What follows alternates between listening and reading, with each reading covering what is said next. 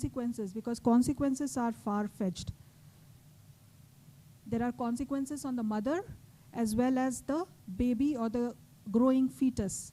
In Karnataka alone, 23.6% babies are born under the knife, which is alarming, against the WHO recommendation of 10 to 15%. We see that there is high risk of gestational hypertension or BP and gestational diabetes. You see 4 million women are affected with gestational diabetes.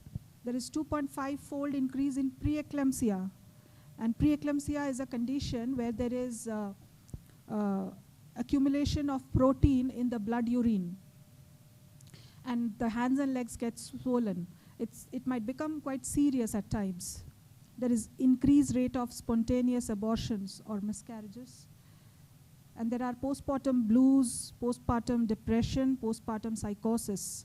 At least the data says that around 50 to 75% of the women goes through postpartum blues, which we are not even aware of because the symptoms are not very hyped. So it starts from the 3rd day after the delivery and spikes at 5th day and then automatically resolves by 10th day, where you see a lot of mood swings. There is sudden sadness. There is, we feel, for no reason, we start feeling that insecurity within. And postpartum depression obviously is a major form of that, which is a bigger cycle, 6 months and above, and that needs medication. And psychosis, only 0.1 to 0.2% of pregnant women goes through this, and this is a very serious condition.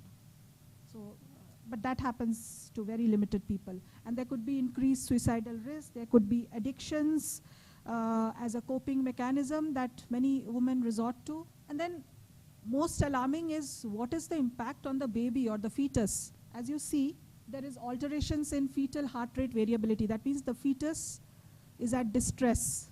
There is increased or spontaneous preterm birth. Baby is born less than 37 weeks. What happens then?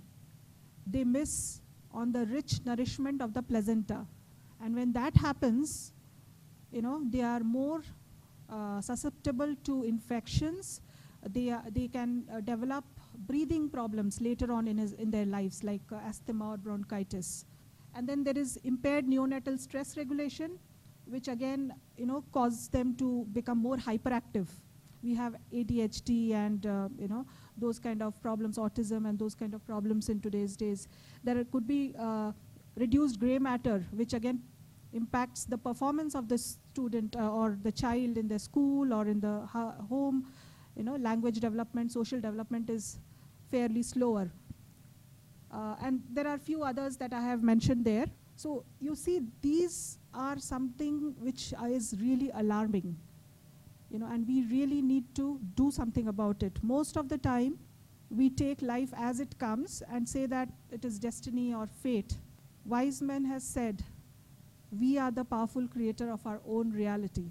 Because what comes to awareness does not repeat as fate. You all agree?